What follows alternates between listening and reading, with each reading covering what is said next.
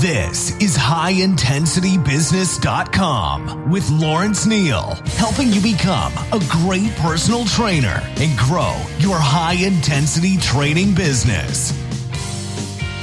This episode is brought to you by ARX, the most innovative, efficient, and effective all-in-one exercise machines I have ever seen. I was really impressed with my ARX workout. The intensity and adaptive resistance was unlike anything I've ever experienced.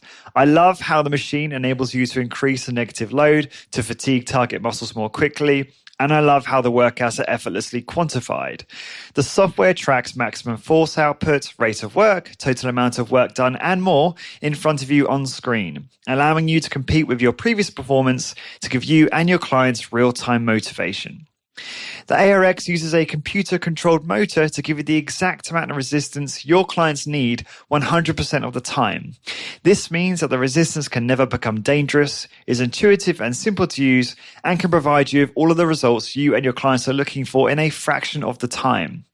ARX is highly effective and efficient in delivering all of the benefits of exercise, including increased strength, muscle mass, cardiovascular conditioning, bone mineral density, and injury recovery. As well as being utilized by many high-intensity trainers to deliver highly effective and efficient workouts to their clients, ARX comes highly recommended by world-class trainers and brands, including Bulletproof, Tony Robbins, and Ben Greenfield Fitness. To find out more about ARX and get $500 off install when you place an order, please go to arxfit.com and mention HIB, that's High Intensity Business, in the How Did You Hear About Us field. So again, to get $500 off install when you place an order, head on over to arxfit.com and enter HIB in the How Did You Hear About Us field. Lawrence Neal here, and welcome back to HighIntensityBusiness.com. My guest today is James Fisher, PhD. James is a course leader and senior lecturer in sports conditioning and fitness at the Southampton Solent University in the UK. He is regarded as one of the leading researchers in exercise science and in particular resistance training. James, welcome back to the show. Thanks for having me, Lawrence. It's great to be back. You're welcome. I think you're now definitely up there with most appearances on the podcast. I think, is it me and Skylar are probably... I think you may be slightly ahead or in parallel. I'm not sure. Okay. But Skylar is due back at some point. So, But so yeah, I'm really excited to talk to you today because obviously the listeners have been, really, I had great feedback from our part one on the hypertrophy update. Everyone wants to know how to get bigger biceps. And it's always a very popular topic. It's funny how I could just do 30 podcasts in a row on this and it just wouldn't get old to a lot of people. I think I'd get a bit tired of that, but it wouldn't get boring to a lot of the audience. And the first episode was obviously a great feedback. We spent most of the episode talking about the table that Brett Contreras put together on some of his recommendations for hypertrophy. And what I wanted to do in this one is take what I thought were the best and most popular questions that were submitted on social media to you on various aspects. But again, under the theme of how do we maximize muscle hypertrophy in a natural way, and ask you those in kind of a logical sequence, if you will. So I wanted to start off by talking about mechanisms because I thought it'd be good to start here so that it gives people more of a foundation as to what drives hypertrophy. So do you want to give and I know this perhaps isn't part of your expertise necessarily, but I'd love to hear your view on the physiological process that happens at the cellular level that stimulates a hypertrophic response. Yeah. Okay. So this absolutely isn't my area. And I would first of all guide people to go back to a paper by Brad Schoenfeld called "The Mechanisms of Muscle Hypertrophy," which was published in Journal of Strength and Conditioning Research back in 2010. It's a really, really good paper on this area, but I'll try to sort of summarize my understanding of it from back when I studied this element during my master's. So basically, we perform any kind of resistance exercise or anything that puts our muscle under tension, and then the kind of get out term is what's called mechanotransduction, and it's basically muscle tension into muscular adaptation. There are basically three signaling pathways or three commonly discussed signaling pathways called this isn't going to make any sense to people, but there are basically three pathways that are effective in anabolic signaling and inhibiting catabolic signaling. And they're the mTOR, which is mammalian target of rapamycin, MAPK, which is the mitogen activated protein kinase, and the calcium-dependent pathways. And basically, they're all cellular pathways that affect kind of cytokines and myokines, and develop and kind of stimulate what's called myogenesis, which is the development from a myoblast, or the development from a myocyte into a myoblast. And a myocyte is basically the initial cells that precurse a muscle cell or a myofibril.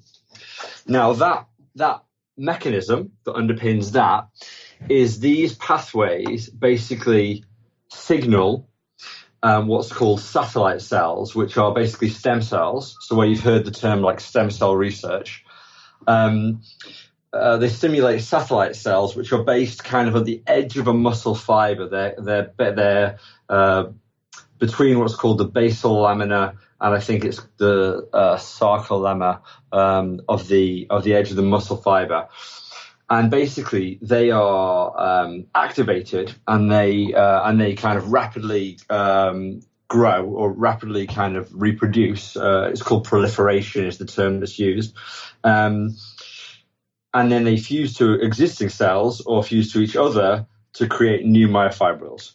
And then they kind of are involved in the repair and growth of new muscle tissue and so forth. Now, what is interesting in all of this, I'm just going to add a last bit before I kind of am done there. What is interesting in all of this is satellite cells. Oh, there's something called I think it's called the domain theory, where basically most cells have a single nucleus. So the nuclei can only manage a certain amount of muscle fiber, for want of a better term. And what satellite cells do is they, by kind of working with the muscle, they add in myonuclei, myo meaning muscle. So they add in more nuclei to the muscle, and they can never be taken away. The evidence suggests that even if you stop resistance training, the previous growth that you've had has been a product of an elevated number of myonuclei, and that if you then return to resistance training, then you can grow muscles quicker again because of the elevated number of myonuclei within the muscle.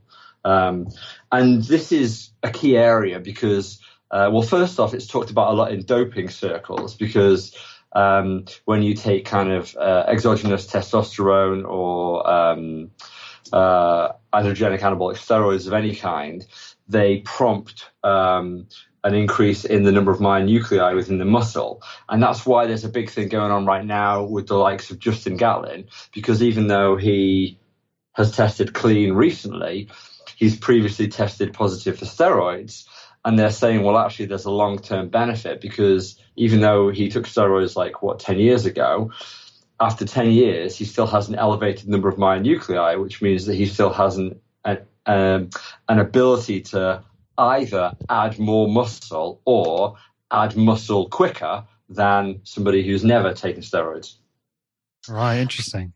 And the other thing around that would be somebody like Casey Viator in the Colorado experiment, where he, allegedly added 63 pounds of muscle in 28 days in like a month. I think it was the month of May in 1973. I think it was, and he was in a very detrained state. And by being in a detrained state, but having previously had a larger volume of muscle mass, he will have certainly had an elevated number of myonuclei from the satellite cells, and therefore would have been able to add muscle mass far quicker than somebody adding it for the first time, if that makes sense. It does. And that's where the idea of muscle memory comes from, I imagine. That's exactly what it's called. That's exactly what muscle memory is. When we talk about muscle memory, what people often think about is the skill element, and that's not really muscle memory, that's neural. But yeah, muscle memory is the ability to return to a previous muscle mass. And yeah, the myonuclei within the muscle is muscle memory, yeah. Cool. Well, look, thanks for kicking off with that. I appreciate that wasn't your necessarily your area of focus right now. And I know you had to kind of reach into the recesses of your memory from your masters to remember all those different pathways. I think actually, you mentioned it might not make a lot of sense, but I'm pretty sure most of my listeners are familiar with mTOR and AMPK and things like that. Now, the next question is quite a big question, so answer it however you like. But it kind of links into what you're saying there. So it's commonly quoted there are 3 mechanisms of muscle hypertrophy, namely mechanical tension, metabolic stress, and muscle damage. What are your thoughts on the extent that all 3 have towards hypertrophy, and your own view on how somebody looking to maximize their natural muscular development might devise a training schedule or cycle with this in mind? Yeah. So I think, the first thing here is these 3 mechanisms were also talked about in Brad's paper, and they're quite sort of commonly talked about. And the thing that bugs me about this is it's not talked about in the form of motor unit recruitment. So I always look back at this and think, where does motor unit recruitment fall here? Because it would surely fall under mechanical tension, I guess. Now, I would say that actually motor unit recruitment, mechanical tension, and metabolic stress are the 3 mechanisms. And I think muscle damage is now not really one of those 3 mechanisms. I think it's kind of a sub-mechanism or maybe a pre-mechanism. But, when you talked to Philippe Damas, he was saying that it's repeated kind of stimulus. It's a repeated bout effect. So it's not singular muscle damage. So I'm going to kind of, and Brad, if you listen to this, might challenge this, and other people might well challenge this, but I'm going to, for right or wrong, kind of dismiss muscle damage for now and go through motor unit recruitment, mechanical tension, metabolic stress.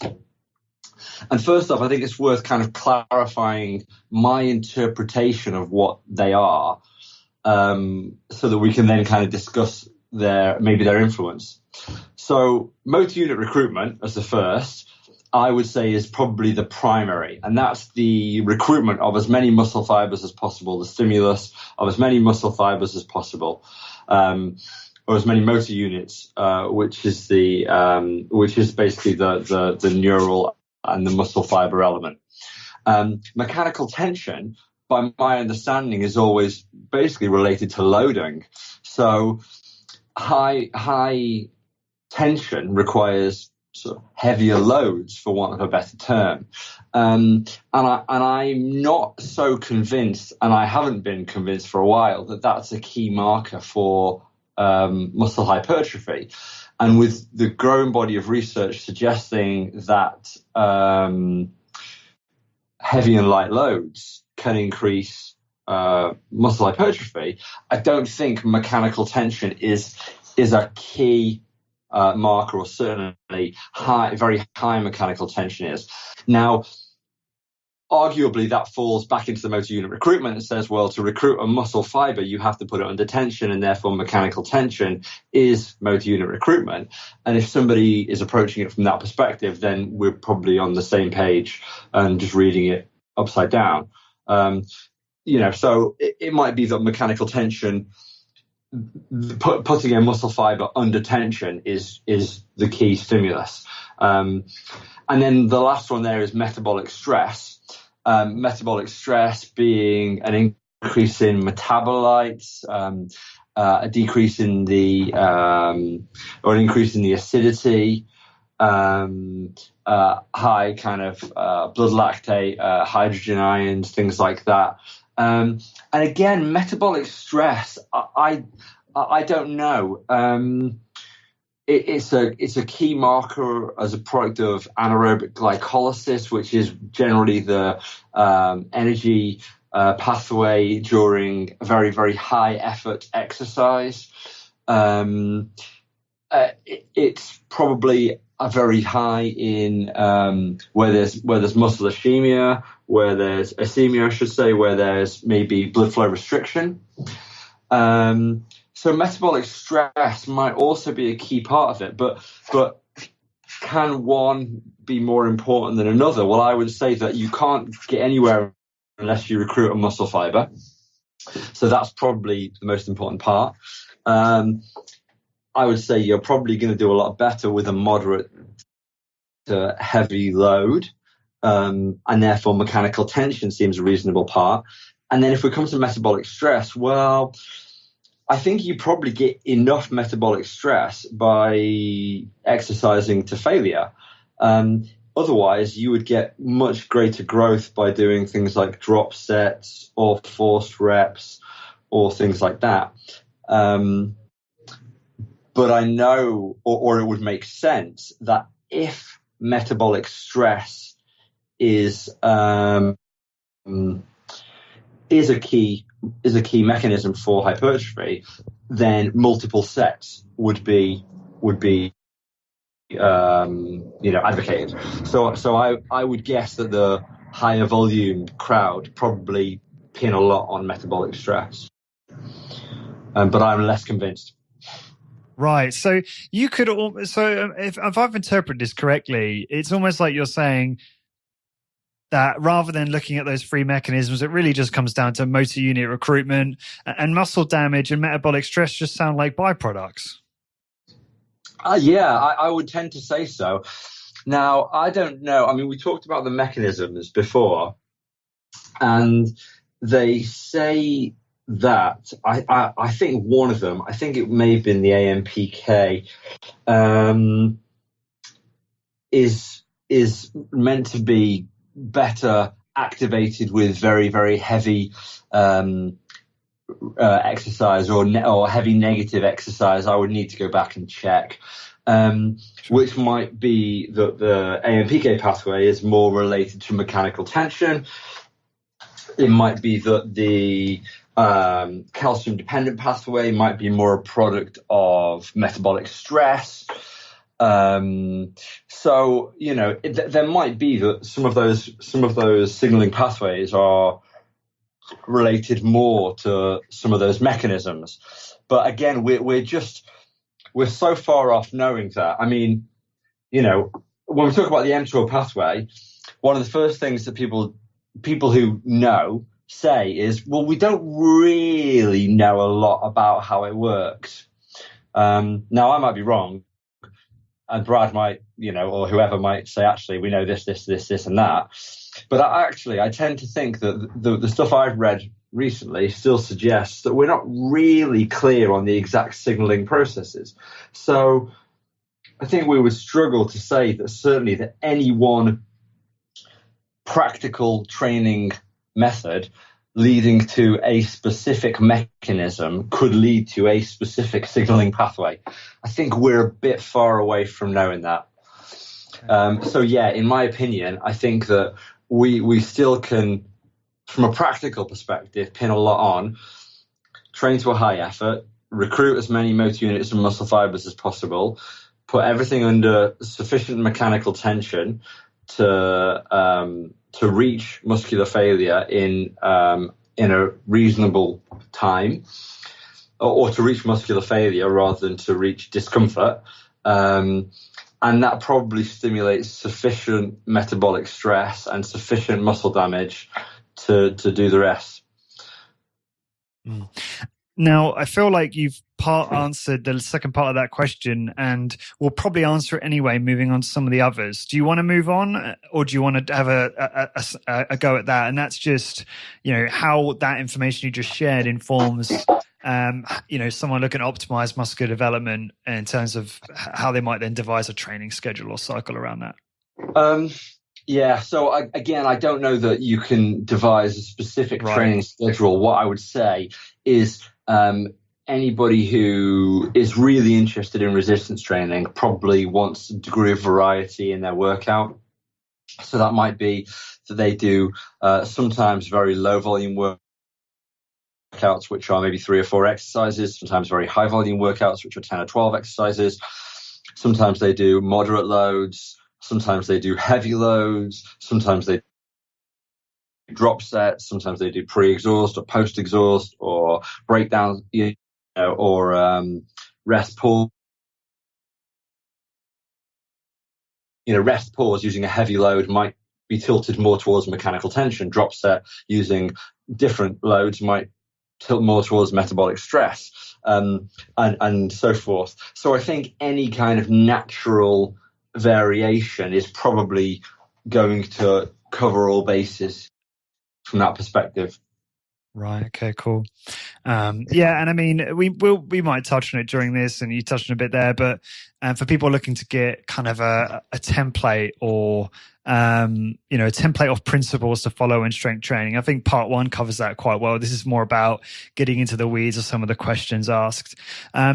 So that was really good. Thanks for that, James. I learned a lot there, a lot of stuff I didn't realize, and it's good to get your perspective because I've only really heard that kind of paradigm being talked about from the more traditional strength training crowd, if you will.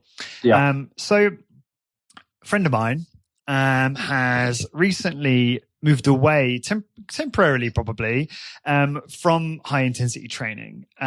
He's big fan of yours. Very, very diligent, like listened to every episode of this podcast probably twice, and had been doing high intensity strength training for a very long time. And probably got his kind of newbie gains and then some minor gains after that.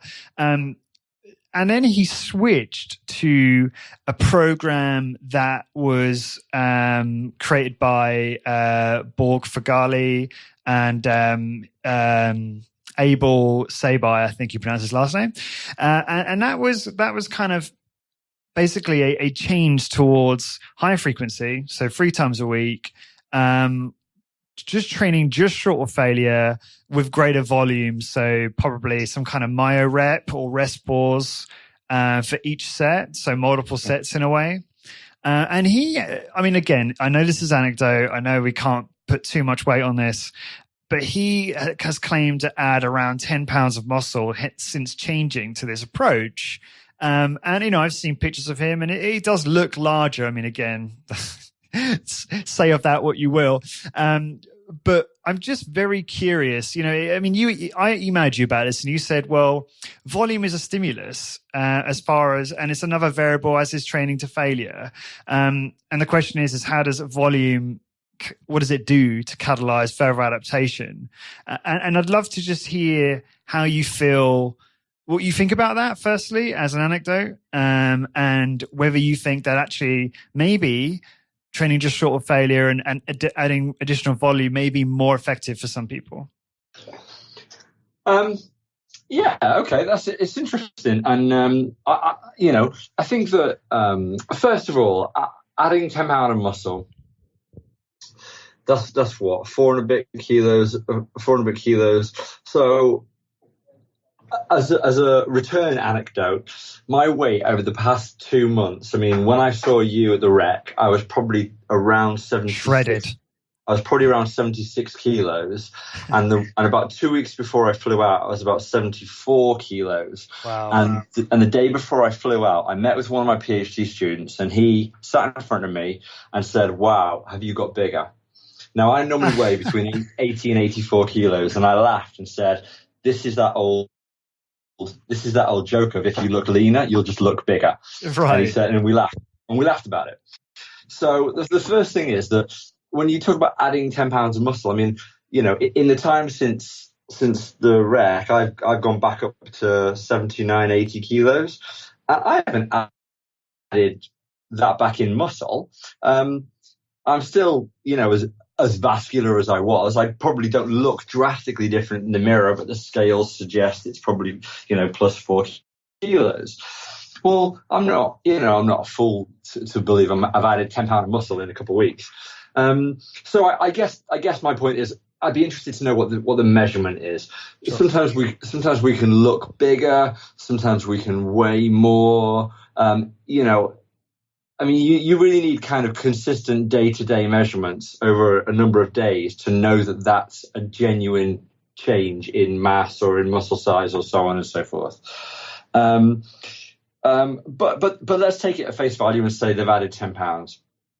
Well, if they went from low frequency, high effort training and they went to a higher frequency, they could just have been at a point where their body was about to grow regardless of what they did. There are people who anecdotally report that they can kind of do the same thing week in, week out without any change. And then suddenly over a matter of weeks, they add 3 or 4 pounds. Yeah, that's what Doug said. He said about how, sorry to interject, but I don't know if you heard that one I did with Doug, James, where he said sometimes it's stimulus, recovery, nothing, stimulus, recovery, nothing, stimulus, recovery, nothing for ages, for like a year in some cases, and then some growth regardless of what you're doing. Yeah, absolutely. And it's just that your body maybe is ready, or the stress hormones are reduced, or the nutrition is different, or it's right, or the, whatever else it might be. And sometimes it might even be that our muscles are making mechanistic adaptations, but they're not catalyzed by muscle growth, by kind of cross-sectional area growth. It might be density of muscle fibers, or it might be pennation angle, or so forth. And actually, they've reached a point of optimization, and actually the muscle can't do any more than get bigger now. So all those things are going on, and then suddenly we go, okay, we've done all of those things. Now I just need to have bigger muscles. So it could be anything like that. Again, if we take it at face value and say it was a product of a higher frequency of training, that might be reasonable. If we say it's a product of, likely to be a product of multiple sets, well, I don't know. I would be interested to see each workout, I guess, and see the person, their age and their genetics and things like that. Sometimes, our bodies, kind of do plateau and then do make changes, further down the line. I wouldn't encourage people to go from a single set to a multiple set approach and reduce the intensity. And if they're doing myo reps, they're probably at a very high intensity compared to a lot of people anyway. Myo reps are Borg Fagali's version of rest pause, as I recall. Is that right? Correct. Yeah. Very. I believe that's either the same or very similar to rest pause. Yeah. So I think that's a pretty high effort anyway. And again, I guess the key thing that you look back at is what mechanisms are we looking at? And this is where my training, my own personal training, is geared towards motor unit recruitment and mechanical tension, for the most part. And sometimes if I do drop sets, or I do pre-exhaust or post-exhaust, then I do hit more metabolic stress and so forth. So it might be that this guy's training has been geared more around, mechanical tension or motor unit recruitment. And now by doing higher volume, he's kind of hitting that metabolic stress. Well, if those practical methods are working towards different mechanisms, working towards different signaling pathways, then maybe the change did stimulate different pathways or not. It's very difficult from the outside to look at this and sort of say what it could or could not be. Again, the key thing that I would look at is the methods of measurement, and any other kind of lifestyle factors and things like that. So, but I mean, maybe this is a, you know, I'm not trying. The thing is, I'm not trying to dismiss it. If you ask me if I believe that you can reduce the volume or increase the frequency of training, increase the volume of training, and add 10 pounds of muscle in a very short space of time, I'm going to say no. That's incredibly unlikely. Most people are probably not going to do that. Maybe the most genetically gifted people are going to do it. And maybe by training at a higher volume, they have actually increased their intensity because they were rushing between sets, and therefore the fatigue or discomfort was kicking in, or so on and so forth. And there are likely other factors. If we took it all at face value as being completely exact, then I would be interested to see what the workouts look like, and to know more about what the possible mechanisms were. So it's very difficult to look at this externally. Yeah, I totally appreciate that. And I think, myself and the audience kind of just appreciate hearing you pontificate on that problem. And, I know you would, quite rightly so, have many, many follow-up questions or to understand more about the situation. Like you say, you would like to see the person's training and measurement method and all of that stuff. And that's a healthy skepticism. And I feel exactly the same way. And I know this individual will be very grateful just to hear your thoughts on that, which is really cool. So I guess, splitting hairs even further, if that is even possible, Bryce Lee asked a great question, I thought, which is it possible that certain muscles respond to higher reps, volumes, and other muscles to lower volumes, even within individuals? So, for example, could a slower twitch muscle like the quadricep be understimulated on something like a big 5, where all you're getting is the leg press, as compared with the delts or triceps, which are going to get twice the volume in terms of a chest press and overhead press, for example? It's a really great question. The answer is a tricky one. The lower body, if I go on a bit of a limb, no pun intended, the lower body seems to respond better to higher volumes of training, whether that's multiple sets or multiple exercises.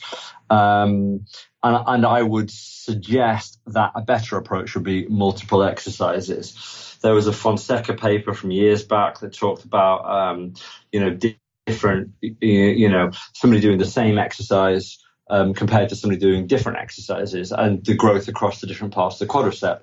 And the group that did multiple exercises had greater growth across each muscle in the quadriceps. We talked about myonuclei earlier, and this is why it's quite nice sometimes to think about the kind of mechanisms and the pathways. And there was a paper by, it was in Scandinavian Journal of Medicine, Science and Sports, I want to say. And it looked at myonuclei, and it looked at satellite cells within the muscle, and it found a greater number of satellite cells in the quadriceps following.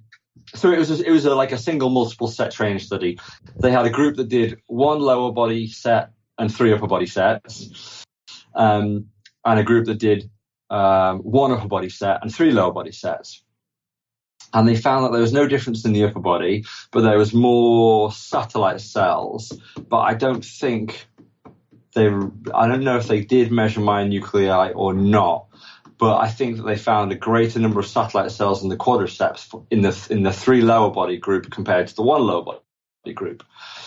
So there might be that there is something in greater training volume in the lower body. If we look at it anecdotally at things like cyclists, well, arguably that's a high volume pastime because of the number of repetitions and like cadence of cycling, and they generally have pretty big quads. So there might be something in higher volume in the lower body. Now, whether that's because of slow twitch muscle fibers or fast twitch muscle fibers, I I don't know. Arguably, from a motor unit, if we go back to the other, conversation, the pre-conversation about mechanisms of motor unit recruitment, when you train to failure, you recruit all available motor units of muscle fibers.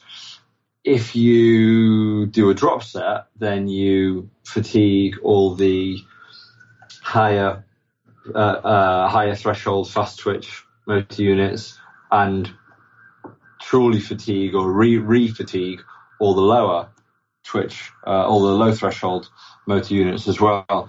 So if you do a higher volume, does it have the same effect? Possibly. Could that create greater stimulus for the low threshold motor units and slow twitch muscle fibers? Possibly. Do they require more stimulus to grow? Not that I know of, but possibly. I think, again, a big problem with all of this is we're back to dealing with the minutiae a little bit. We're talking about very, very, it's that old thing that if a single set does X percent of the damage or the growth, then how much more do you get by doing more volume or more advanced techniques or more exercises and so on and so forth. And Bryce is asking a great question that right now, in my opinion, the research doesn't answer. Yeah, fair enough. Okay, so... Sorry, that's not got a... What's that? So I was just going to say, sorry, there's not a clearer answer than that. No, I think it was interesting hearing your thoughts on that. And if you don't know the answer, then, or we don't know the answer, then that's the case. No, that's fine. So I want to move on to exercise selection, if that's all right, James. Yeah, absolutely. This is something I'm really intrigued about because I'm always looking to potentially experiment with new exercises. And I've really come to the point in my training personally where there are certain exercises I just do not like. And maybe there's a safety concern or it's just a personal preference thing. But really interested to hear just your own preferences, because I know this is a big question. But I'd love to basically hear you, and we'll go through and I'll call out the kind of body parts, but hear your kind of favorite exercises based on congruency in terms of biomechanics and safety and all of that. And also just pure effectiveness for placing tension on target muscle and inducing hypertrophy. So if we let's just start with biceps, shall we? I figured, that's where everyone starts. So what would be your go-to exercise for the biceps?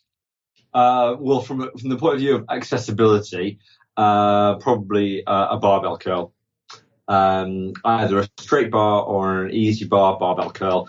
I'm quite a big fan of seated incline dumbbell curls, because they I feel like they bring the arm back a little bit, and you're able to keep it in that position rather than allow the elbows to come forward and make it more of a kind of a shoulder exercise. So I quite like inclined dumbbell curls, but yeah, I would normally go to a barbell curl. If I had access, I quite like the Hammer MTS bicep curl, which is the selectorized hammer strength version. Your arms are in an elevated position, the same as the Nautilus. And I quite like the X-Force bicep curl, where your arm is in by your side, seated, but you've got an elbow pad, but you've got a pad right behind you.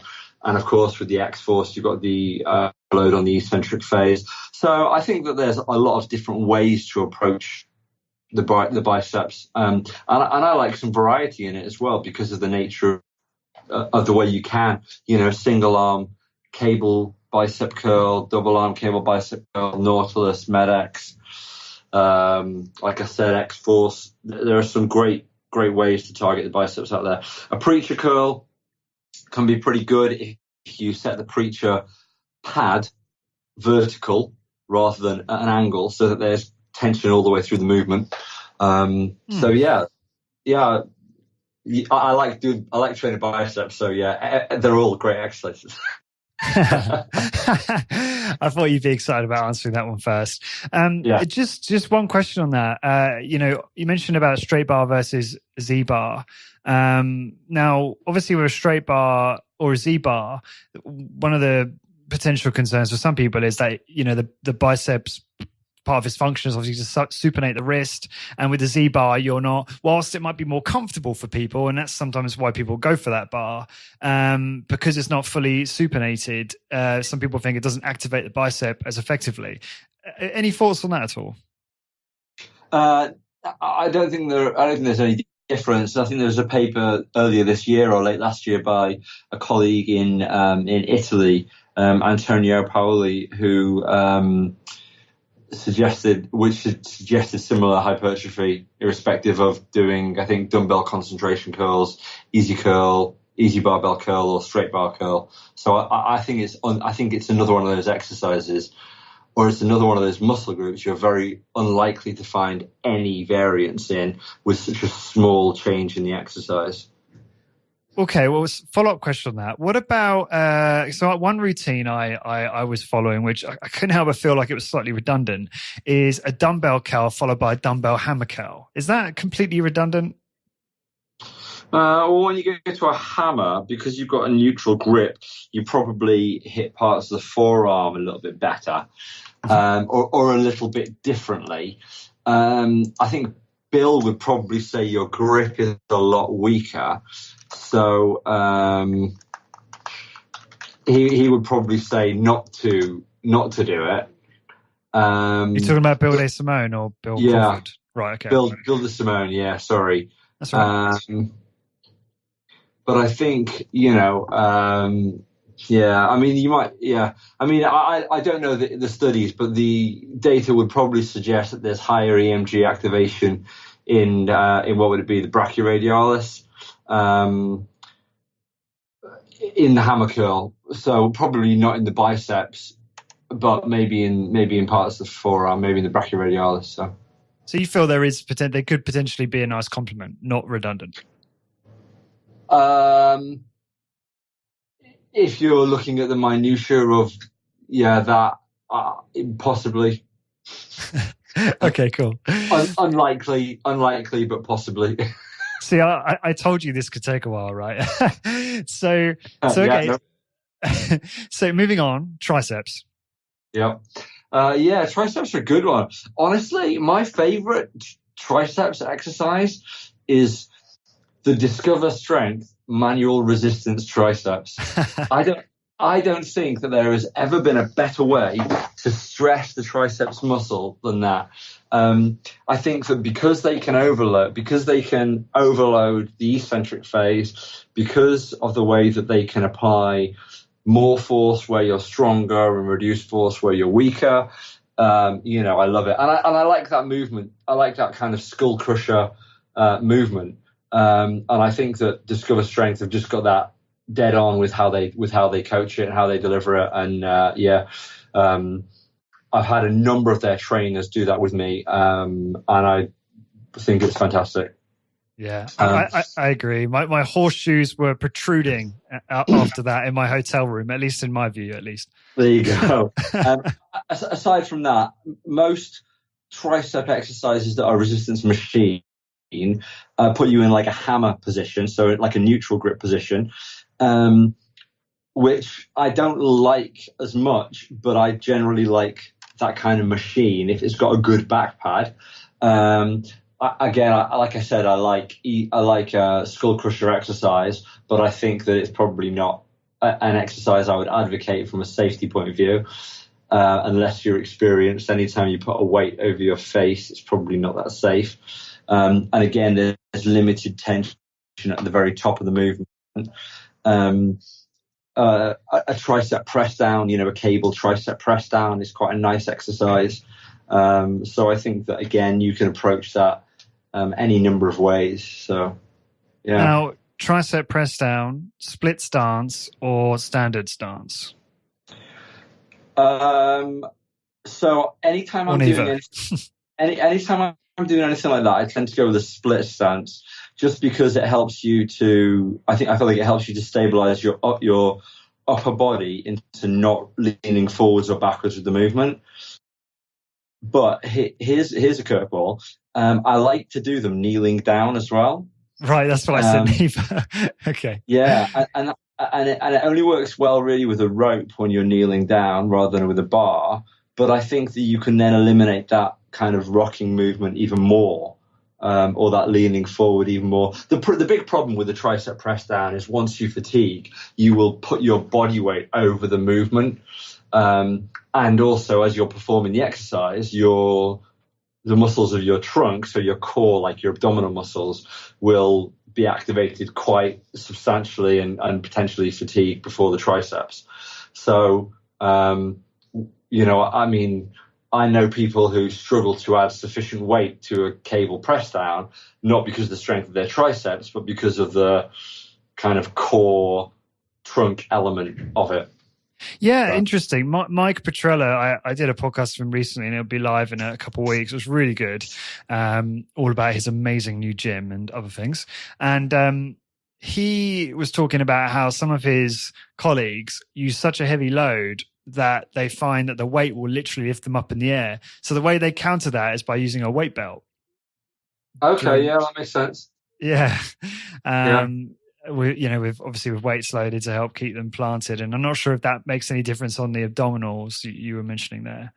Yeah. And of course, what we haven't said, I mean, I've talked about each muscle individually, and that's led me down the path of looking at a single joint. But actually, for the biceps, an underarm, narrow grip chin up is a great bicep exercise. And for triceps, a narrow grip chest press, the Med-X chest press with the vertical grip rather than the horizontal grip, I think is brilliant for the triceps. And in that sense, so is the dip. Both a Med-X dip and a body weight or add body weight dip exercise. So cool. Yeah, I think they rely more on good shoulder stability. I'm always anxious to get people to do a dip exercise, because if they've got poor shoulder stability, they're probably setting themselves up for injury somewhere down the line. Cool. Yeah, no, good advice. This episode is brought to you by our sponsor, ARX. Are you looking to create a cutting-edge, high-intensity training facility? Are you confused on what equipment to use or how to separate yourself from the masses? Well, then ARX Fit might be the answer you're looking for. I asked Mike Polano from ARX a few questions about how ARX machines are challenging the status quo of the exercise industry around the globe. Mike, if you could, give the listeners a quick summary of why ARX is so different from the traditional machines or tools they're used to seeing in most exercise facilities. ARX is totally different than anything you've seen before. This isn't just another weight stack machine. We've looked at the last 40 years of exercise technology and used that knowledge to create something entirely new. ARX uses a new form of resistance, a motor, and we pair that motor with computer software so that we can maximize the safety, effectiveness, and efficiency of your workouts. So you may be asking, okay, but how does ARX compare to weights? Traditional machines you see in gyms today are based on lifting metal weights and battling gravity.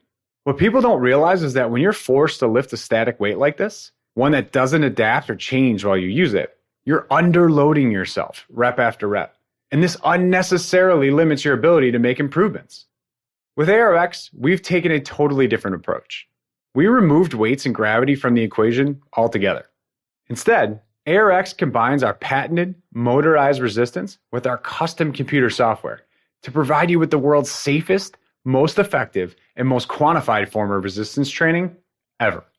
When you train with ARX, you are training to your perfect level of resistance, both positively and negatively 100% of the time. No more guessing what weight to use. ARX does all of that for you, instantly and automatically. We'll also track and measure every second of every rep, so you can quantify all of your workouts to find out if you're improving and by exactly how much.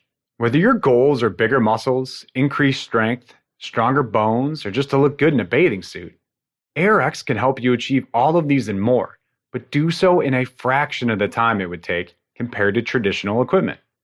If you're looking for the most efficient, most effective, and most quantified piece of exercise equipment on the market today, then look no further than ARX. Thanks, Mike. That all sounds really impressive. If you'd like to learn more about ARX, visit arxfit.com and mention that you heard about ARX on the High Intensity Business podcast to receive an exclusive deal of $500 off shipping and installation of your ARX machines. So I was going to come on to chest next. So what's your go-to for chest? Probably Med-X chest press. If I had access to it, a Med-X chest press. After that, probably something plate loaded, like the hammer chest incline, the hammer press or the hammer incline press. If I went single joint for chest, I'd probably go with the Nautilus I think it's the Nitro with the roller pads. But yeah, I mean, those would be the favorites. But again, I don't have access to those, so I use a Star Track, which is made by Core Health and Fitness, which make Nautilus. It used to be the old Nautilus leverage chest press, and I like that fine. I think it's pretty good. Again, I think it's more about how you perform the movement than the machine itself to some extent. Some machines I don't like. So yeah.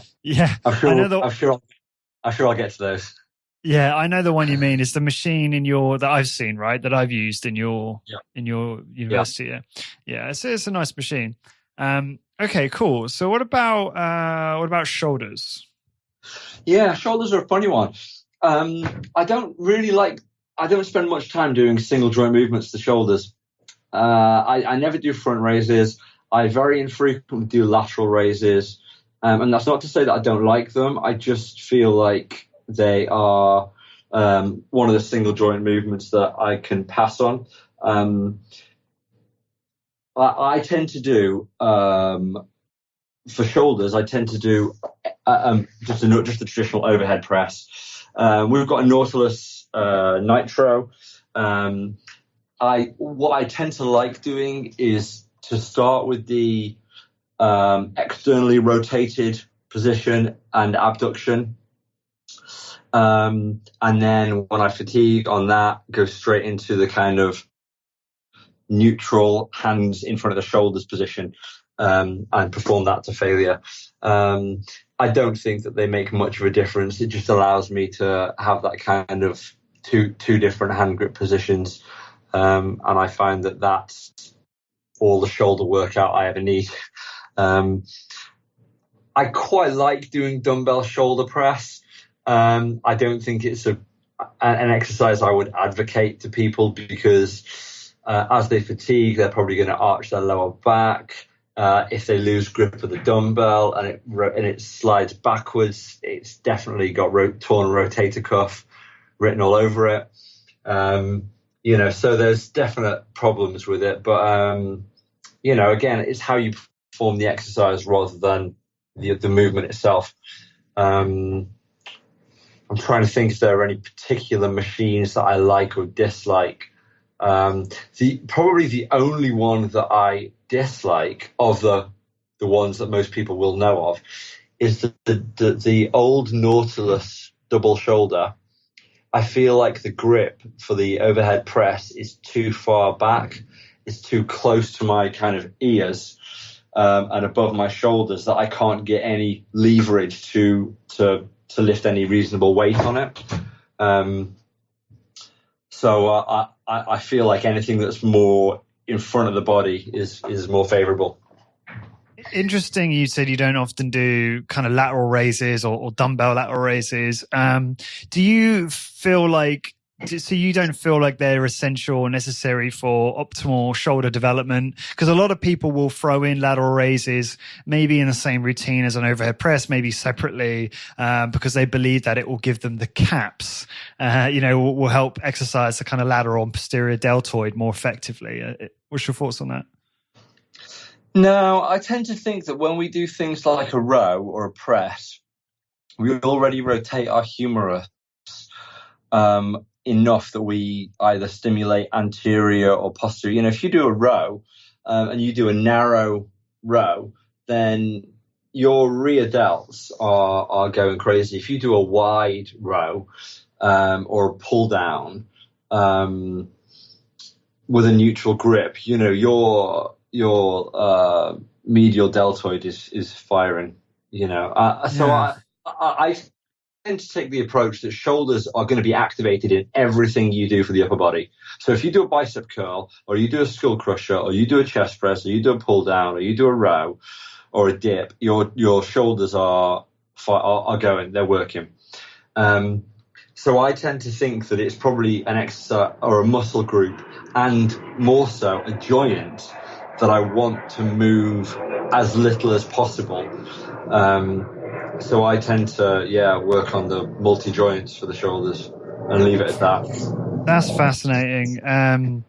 It's just quite funny. So for a while, I started doing reverse machine flies because I was trying to hit is it the exterior deltoid? Am I getting that right? With that movement. Little did I know, it's being recruited quite heavily, as you said there, in a seated row, right? And it's funny, you know, Doug, do you remember Doug mentioned it at the conference? He said, this is a resistance exercise conference. He said about how if someone's lean enough, you can see it. Like if you're behind them, you can really see that particular muscle group, like, you know, being recruited in that movement. Well, I'll tell you what, if you watch somebody who's lean enough do a bicep curl, you can see the rhomboids, and you can see the traps, and you can see the serratus anterior and the rear delts all fire to stabilize the scapula and the humerus. So this is where, you know, we look at multi-joint and single joint movements to say, are we really targeting the muscle? We might not be targeting the muscle, but we're certainly activating the muscle in performing a lot of other exercises. And you get somebody to do, you know, like I said, a bicep curl and watch them from the back. If they're lean enough, you'll see their back fire like crazy. It's because of the stabilizing nature or the synergistic nature of the supporting muscles. So. Yeah. Fascinating. That's so cool. I think many of us are guilty of thinking, single joints, small muscles. And I mean, I know that you talked about this at the conference actually, about how big the surface area, the surface area of the triceps is. And we're quick to kind of not factor in the fact that actually it is, like you say, utilizing all those other muscles. So that's really cool. Okay. Go on. I should add, after everything I've just said about shoulders, I am not known for having big shoulders. So I don't know. I think you got pretty big shoulders compared to me, anyway. Well, I appreciate that. I have been known for having a decent sized chest, but certainly not shoulders. So with, you know, maybe I should do lateral raises. I don't know. Well, quick digression. You know, I remember looking at you in the elevator at the conference, being like, James, you are lean. I mean, you looked great, and you always look good, but you had more vascularity and you were leaner than I'd normally seen you. But do you feel a little better like now, having perhaps put on a little bit more body fat? Because I feel like for you, maybe you would feel better just having slightly more body fat for your body type. Is that accurate? I think I'm probably a nicer person because I go back to eating what I want to eat within reason. I always say I'm really fortunate because I like to eat like good foods. I like to eat like fruit and vegetables and things like that. I don't I do like to snack on I don't know, potato chips or pizza now and then, but not often. But at that time when I was a lot leaner, I was really counting calories.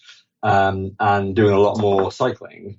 And I kind of feel like I'm more approaching a cyclist's build, which I'm nowhere near a cyclist's build, but I feel less comfortable with that. So I'm much more comfortable now. Cool. So we're about halfway through, but obviously if you need me to wrap up, just let me know. Let's keep going. Let's do it. So the next, hopefully I've split these up appropriately, but the next section is upper back. Yeah. So upper back, I think you've really got two exercises. The pullover is about the best upper back exercise that you've got. And the Med-X pullover is phenomenal. Nautilus pullover are phenomenal. The old Nautilus super pullover is one of the best machines I've ever used. I quite like the Hammer plate loaded pullover, although I know a lot of people don't. Again, I think it's about the setup and the body position and maybe shoulder mobility and things like that. I know James Steele doesn't like pullover machines because he doesn't like that stress in his shoulder joint. I really like a pullover machine. And then beyond that, either a pull up or a pull down. I would probably struggle to choose between the two. I like to do both. And I like a pull down machine where my hands can rotate. So we've got, as you've seen in our facility, we've got the Nautilus Nitro where your hands can rotate as you do the movement. And I quite like that. But that said, I really like the Hammer wide grip pull down, and that's surprising because I generally don't like wide movements for the upper back, for the shoulders in a pull down. But I guess that doesn't feel too wide for me. And I really like the underhand grip of the Med-X torso arm. So upper back, those would be my go-to. I quite like a row exercise, but that it would depend on the machine. Again, anything where the hands can rotate, so I can kind of start with maybe an overhand grip and supinate to an underhand grip. I don't like, I have to say this, Luke is going to know exactly what I'm going to say, but I don't like the Med-X seated row. I feel like it's too wide. I feel like you pull it back and it's too wide. I don't think any difference in the adaptation. I think it's purely comfort thing, and it's probably only me, but I would take a row where your hands are in a narrow position. Did you use the pendulum row at the conference? I did, and I loved it. Do you like it? Right, yeah. Everyone liked that. Yeah, I didn't get a go on it. And I've used Nautilus, plate-loaded rows, and I should know what they're called. Rick Rignall has one in his house or in his garage. And they're brilliant. They've got some brilliant machines. So, yeah. Interesting what you said about the Med-X. I've heard you say that before, and I don't know if you saw, but in the membership, Rick Stadden, who just seems to be like a genius when it comes to modifying machines, he's modified the Med-X row so that the arms don't diverge as widely at max contraction and then much narrower. Who's that? Sorry, Rick Stadden. I want to say Wisconsin. Rick, I'm sorry if I've totally got your location wrong, but I know he's moving to California, I think. So possibly. So yeah. Anyways, that might alleviate that issue. He sounds like a genius. Yeah, yeah. Well, I mean, obviously, it's not like you have one and you're going to modify it, James. But I just thought that might be interesting. It'd be interesting for you to try that, and if that would make any difference for you. Just on the chin up. I'm curious, you mentioned pull-ups for the upper back. Now, is there any difference with upper back development, whether you're doing a supinated chin, parallel grip, or overhand pronated grip? God, if you went to research, I actually have a feeling that it says that a pronated grip is better. But I'm not. That's from muscle activation point of view. I'm not convinced that translates into better muscle growth. So I think you should probably go for what's comfortable over the longevity of training, or maybe have the variation. I don't think you should go too wide. I certainly don't think you should go much wider than the width of your shoulders. So I think you should be able to perform like a dead hang with your hands kind of directly above your shoulders. I think if you start to deviate too wide beyond that, you're probably playing with fire in your shoulder joint in the long run. Interesting. So you would, for completeness, you might advocate a chin up, a supinated, so two different exercises for completeness, maybe a supinated chin and a overhand grip as well. Yeah, and actually, that's probably the only exercise that I very occasionally, but the only exercise I probably do multiple sets of because I do an overhand grip and then later in the workout do an underhand grip. But that's partly because I don't have access to a row. So if I'm doing one of the workouts that I often do down in the gym here, will be a press, then a pull, then a press, then a pull, or a press, pull, lower body, press, pull, lower body. And I would do something like a shoulder press, and then a supinated grip, then a chest press, then a supinated grip. So, yeah. So if you did have a row, how might that change? I would probably use the row instead of one of the grips. Okay, but which grip would you keep? It would depend on the row. If it was... it would depend on how I felt with the row, actually. So if it was a row, so if I say did a straight bar row using like a cable, then that would be an overhand grip. So then I would do an underhand chin up. If it was like a V bar where it's like kind of a hammer grip, then I would probably do an overhand pull up, a pronated pull up. Right. Okay. So my seated row has a parallel grip. So in that instance, you would complement that with an overhand grip on the pull up. Yeah. Yeah. Cool. All right. So probably done with that area then, unless you've got anything to add, and move on to lower back. Yeah. Lower back really only has one exercise, and that's the Med-X lumbar extension. I've never experienced anything like it in the lower back before. Our medical is probably the creme de la creme, and the Med-X low back machine is the next in line beyond that. And I don't think anything else even comes close. But that said, I've used very few low back machines. I've used Cybex, Pulse, Nautilus, and then free weight exercises, Roman chair, and I don't really rate any of them to the extent where I probably just wouldn't even bother with them. Interesting. I got some questions on this quickly. So I don't have a very, the 45-degree Roman chair that I believe Dr. Ted Dreisinger and maybe yourself and Steele have recommended. They don't have that at my gym. So often my go-to is a prone trunk extension, which I know is far from perfect, but it's the only one of few exercises I know that can help stimulate the lower back musculature. But one I have started doing, and I'm not too sure about it, is stiff-legged deadlifts with dumbbells. Now I know that's primarily hamstrings, although it does cover a lot of muscles. But do you think that's effective for lower back recruitment? I don't know if you've done any research on that in particular. When you say stiff-legged, are they completely stiff-legged and then you allow a curve in the spine, or are they very, very slight bend and a straight spine? Good question. Very slight bend at the knees.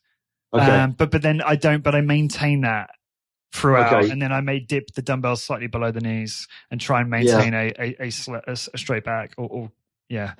So without picking hairs, that's probably more of a Romanian deadlift than a stiff-legged deadlift. Oh, I see. And the reason I ask that is because I did a study that was published in about 2012, 2013, that compared Romanian deadlift training and isolated lumbar extension training on the Med-X for lower back strength. And we found that the group training doing the deadlift showed no improvement in low back strength. Although they did improve their deadlift quite drastically. So does it activate it? Yeah, probably. Does it fatigue it? Yeah, maybe. Does it provide sufficient stimulus to strengthen the lumbar extensors? No. Right. So what would be if you didn't have the Med-X lower back or medical, you didn't have a the chair we were talking about? The Roman chair. Roman chair, sorry. What would you do for lower back strengthening? Would it be a prone trunk extension or something else? It wouldn't. I'm going to throw a complete curveball in here. I would do side bends. I would do torso side bends. The reason being, the quadratus lumborum, which is a dominant hip extensor when fired bilaterally, so it's on either side of the spine, and when you contract the muscle, bilaterally, it's a lumbar extensor, but unilaterally, it's a lateral flexor. So I do lateral flexion because it fires the quadratus lumborum, the QL, on either side, and then I do it in the hope that translates to them firing bilaterally to produce lumbar extension if I ever need it. Right. Okay. Is that side bends with a dumbbell? Is that? I actually use a plate rather than a dumbbell, purely because you're never going to bend low enough on the side that a plate gets in the way, and a dumbbell just is uncomfortable because of the size of the bulk of it against your thigh and things like that. Whereas a plate feels more comfortable. Yeah. Would you? I mean, I'm getting into weeds now, but would you use a wrist wrap for that, for grip or anything like that? No, I don't. What I tend to do is I use the heaviest plate that a gym has, which in most cases is a 25 kilo plate, and I probably go for about 10 to 14 reps, depending on what else I've done in the workout and how I feel, and how much I can get that day. And I do probably 4-second concentric, 4-second eccentric reps. And I'm just very particular over my hips staying square. So I do it in front of the mirror, and not because I'm vain, but so that I can see that my hips, so that I can see that my hips don't swing to the side as I lean. So if you lean to the right, your hips will have a tendency to kind of push to the left. So I make a point of kind of keeping my hips as level as I can and allowing that bend to occur, and then go to failure, and then pause for a minute and then switch to the side. And plus you get a nice training on the obliques. And the other thing that's great about it is your arms look awesome doing that exercise. So he says he's not vain. Yeah, I know. Yeah. Cool. All right. Your triceps are pressed, your arms pressed up against your body, so your triceps kind of bulge out a bit and the veins pop out a bit, and it looks good. No, that's really cool. I actually didn't think of that, and I'm gonna give that a go. What about the kind of glutes and hips? Yeah, so glutes and hips. A front squat or a back squat are probably the best exercises that I've ever felt sore, or the exercises which have induced most soreness in my glutes or hips. I almost never do them. I very occasionally do a barbell back squat with a very moderate load, and I don't go to failure. And I do it more for the kind of the movement mechanics and the training element. I think for training the glutes or the hips, a leg press in I like in our Nautilus leg press, I like to do it in like a leg press position where the body is very upright, and then immediately go to a squat position where the body is almost completely prone, almost completely supine. So obviously you're laying face up, but you're almost completely like horizontal. And I think that is just the best, exercise for the glutes. Yeah, interesting.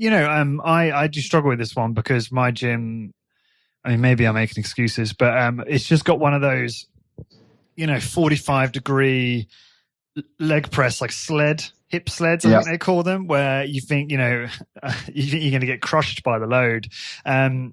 So I don't tend to go to failure for safety, but I will go shy of failure and then maybe do a rest pause. And I think I've asked you this question before because I'm like, I'd love to find some kind of, because lower body is a tricky one, right? Because if you haven't got great machines, then you might have to use, I don't know, a wall sit and a bodyweight squat, but it's so hard to go to failure on these types of exercises.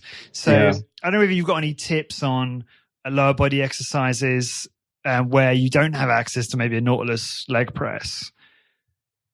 I don't. I think you can probably use most resistance machines, or some resistance machines. A 45-degree leg press isn't bad. You might need to be careful with the range of motion that you don't come too far back, that you allow your pelvis to tilt. So I guess if I said what's my favorite leg press, it would be the duo squat, the Nautilus duo squat, and the reason being, that you can perform it unilaterally. Now, I know you can do that on other exercises and other machines as well, but I also like that you can press one leg against the other leg using the Arthur called it the akinetic feature. But I like to be able to do a leg press where one leg stays straight, so my pelvis stays rotated forward, and then my other leg comes back and presses back out again. As you can do on the duo squat. The 45-degree leg press is pretty good. Most of them are pretty good. Technogym make it a reasonable one. I mean, you're probably best of that bunch is your Nautilus Power Plus, I think it was. Which is a plate-loaded, similar style 45-degree leg press. But I think, you go to a point which you can't go to anymore, or you're not confident to go beyond, and then maybe go straight to a wall sit or bodyweight squats or single leg squats or whatever. Right, single leg squats are quite good. I can pretty much go to failure on those pretty well. So yeah, or even. I mean, a lunge is a really underrated exercise. And the reason, I mean, people say that, office workers, you should get them out of the chair and they should do bodyweight squats or they should do squats. Well, I disagree. I don't think they should do squats because their hips are in a position of flexion all day because they're sat. Now, you then get them up and do an exercise which takes them from hip extension, where they're upright, to hip flexion, where they're down in a low position. So you're not actually lengthening the hip flexors very much at all. Whereas if you got them to a lunge exercise, then while the front leg is into hip flexion as you go down, the back leg is into hip extension and is probably being stretched. So you're stretching the iliopsoas and the rec fem over the hip of the posterior leg. Does that make sense? Yeah. Yeah. So I think that the lunge is a really underrated exercise. The only caveat to that is I would do lunges with dumbbells or plates, not with barbell. Of course, yeah. Interesting you say that. I know Brandon Olin, who's a friend of mine, actually took your advice on that, and he's been doing that exercise for the very reason you just described. Cool. Okay, that's excellent. That's given me something to test. So let's move on to the legs. Yeah. So what's your favorite quad exercise? Knee extensions. Only knee extensions. Everything else that's a multi-joint. I mean, everything that I've talked about with regards to multi-joint and single joint, if I would say the first single joint exercise I would add to a workout. So if you said to me, you can as many multi-joints as you want and then add a single joint, I would do knee extensions. I like the movement. I feel like if it's a good knee extension machine, the knee is supported well. If it's got a good strength curve, then, you are struggling at the top of the movement. There's not too much of a drop off, but you've got a lot of weight at the bottom of the movement or a lot of tension at the bottom of the movement. And I really like knee extensions as an exercise. The medical that we have here doesn't have enough of a drop off at the top. The MedX exercise version, in my opinion, has a bit too much of a drop off at the top. But there are other machines that are really, really good. But knee extensions. Awesome. And what about hamstrings? Hamstrings, I'm quite a big fan of a prone leg curl, purely because I don't like the idea of sitting on a muscle that I'm going to contract. So a seated leg curl just feels a bit uncomfortable to me, and I feel like my hips want to move forward as I perform the movement. So it just feels like I'm struggling to keep my body in place more than I am contract for hamstrings. But that said, by far and away, the best leg curl I have ever used was at a facility in Altamont Springs in Florida, which I guess is near Drew. And I believe it was the super slow version of the MedX seated leg curl. So it's kind of fitted so that the seat moves backwards and forwards very marginally, so that as you contract the hamstrings and go through knee flexion, the seat kind of glides forward to allow you to contract the muscle a bit more. Other than that, a Romanian deadlift is an incredible hamstring exercise. Right. Okay. Excellent. Barbell or dumbbells, or does it matter? For the Well, I tend to use dumbbells purely because I can't be bothered loading and unloading a barbell. But if I'm ever going particularly heavy, then I would probably work my way up to that by loading up. Yeah. Okay. What about a standing leg curl machine? Is one at my place which I've used a bit. The never ever heard of the machine doesn't even have a brand name on it. I don't know what it is. I might post a picture for people to try and identify it, but it seems okay. It's plate loaded. Any thoughts on that type of exercise? This is where, I mean, non-branded machines get a lot of stick because they might be low quality or cheap or whatever. But actually, what I tend to do is when I train at a new gym or when a gym gets new equipment in, I take the time to get to know that piece of equipment. I kind of buy it a drink and take it out for dinner. And no, in all seriousness, I think it often takes a few workouts to kind of get a feel for the strength curve, get a feel for what the right load is, get a feel for the seat setup and things like that. And sometimes I've never taken the time to do a standing leg curl and kind of figure out the height that I want to be at for the machine or the setting or my calf, or what load to use or how it feels. I've often gone in the gym and tried it and gone, nah, it's too sticky. There's too much friction in the machine. You lift it to halfway and then all this resistance comes in because it's kind of grimy and old and whatever. But actually, some machines that are unbranded or considered lesser machines can be great. It just is about taking the time to get to know them and get to use them properly. So. Yeah, I agree. This one in particular, I don't mind it, and I might start using it again. And there's a chest press machine again, same make. I don't know what it is, but it's perfectly fine. It does the job. What about for calves? Calves. I mean, you've got two choices. I mean, I don't have a calf press machine, so I do a calf press on a Nautilus leg press. So that's with your knees extended, but not locked out. So that's, I guess, the equivalent to a donkey calf raise where you're standing. And then you've obviously got a seated calf raise, like the hammer or so forth. I think the seated is probably more comfortable for most people and allows you to truly train the calves to failure. I feel like the standing, my feet are always like about to slip off or the pads are digging into my shoulders and it's uncomfortable. Yeah. So a seated one is probably better, but you can't do it after training quads because it kind of just sticks at that point on your VMO. So.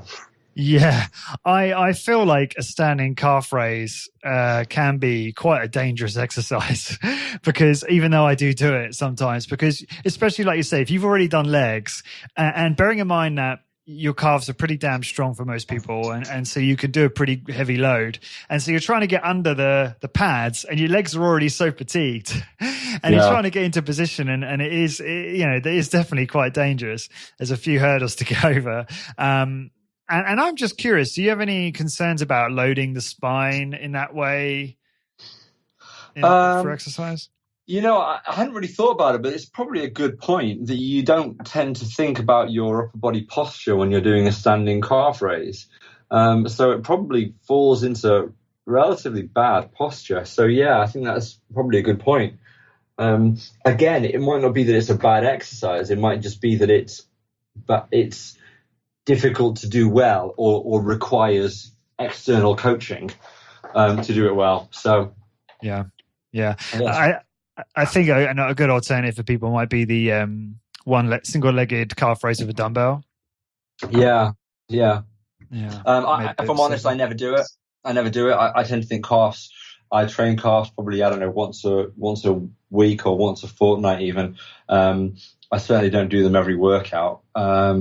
Although I actually really enjoy training calves. So it's Oh yeah, I have rarely gone to failure on my calves. My calves are probably my most impressive muscle group. It's one of those. Yeah, it's I don't know. It's calves are strange for me personally. I find it quite hard to go to failure. I almost feel a little bit fearful. Maybe that's because of the type of machine I'm using or way I'm doing it. But yeah, it's a strange one. So that's pretty much it. And I'm conscious of time. Is there any final thoughts you've got? I mean, I know we have kind of in a way talked about hypertrophy because I wanted to go through your favorite exercises for obviously stimulating hypertrophy and all those different muscles. But is there anything else you wanted to say on this topic before we wrap up? No, not really, not that I can think of. I mean, you mentioned in previous conversation the idea of are there any exercises that I wouldn't recommend? Sure. I think it's worth noting that most exercises can be dangerous if they're not performed well, or if they're not performed with correct guidance. So, even like I said at the start, an overhead press, if you allow the spine to arch, might cause wear and tear on the low back, or if you do anything that's got a lot of abduction, adduction at the shoulder, you're putting your shoulder in an impingement position that might, in 20, 30 years' time, might be painful or have a higher risk of injury. So I think that we just should be cautious with finding exercises that are comfortable for ourselves. Like I said, James Steele doesn't like doing a pullover for the upper back because of his shoulders. And I think that that's absolutely fine. And some people will prefer doing a leg press to a squat or vice versa. So I think there's probably a degree of individuality to what exercises we like or dislike based on our own mechanics, or the machine setup or the coaching that we get. So it's just worth noting that. Yeah, appreciate it. What's the best way for listeners to find out more about you, James? Just send me an email. It's james.fisher, FISHER, at Solent, SOLENT.ac.uk. That's not a good way to find out about me. I mean, don't email me and say, tell me more. Tell me about you. But it's an easier way than Googling me, because I don't know what you'd find if you Google me. But yeah, just if anybody's got any questions or wants to correct me on anything that I've said or challenge anything I've said, then I'm more than happy to discuss. So yeah, feel free to email me.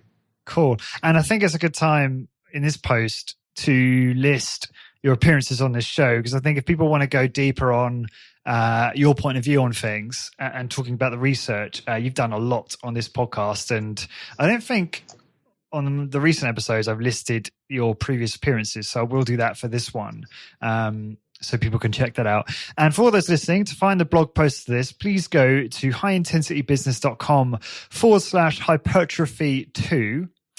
And for all episodes, please go to highintensitybusiness.com/podcast. And until next time, thank you very much for listening. Discover how to become a great personal trainer and build a successful high-intensity training business. Check out highintensitybusiness.com. highintensitybusiness.com. This episode is brought to you by ARX, the most innovative, efficient, and effective all-in-one exercise machines I have ever seen.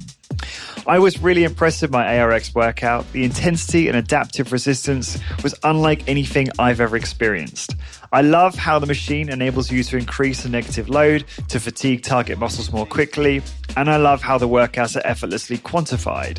The software tracks maximum force output, rate of work, total amount of work done, and more in front of you on screen, allowing you to compete with your previous performance to give you and your clients real-time motivation.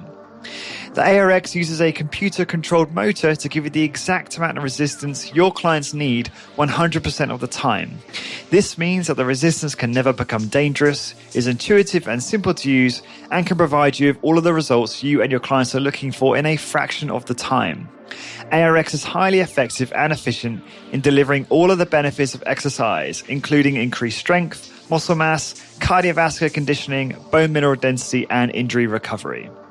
As well as being utilized by many high-intensity trainers to deliver highly effective and efficient workouts to their clients, ARX comes highly recommended by world-class trainers and brands, including Bulletproof, Tony Robbins, and Ben Greenfield Fitness. To find out more about ARX and get $500 off install when you place an order, please go to arxfit.com and mention HIB, that's High Intensity Business, in the How Did You Hear About Us field. So again, to get $500 off install when you place an order, head on over to arxfit.com and enter HIB in the How Did You Hear About Us field.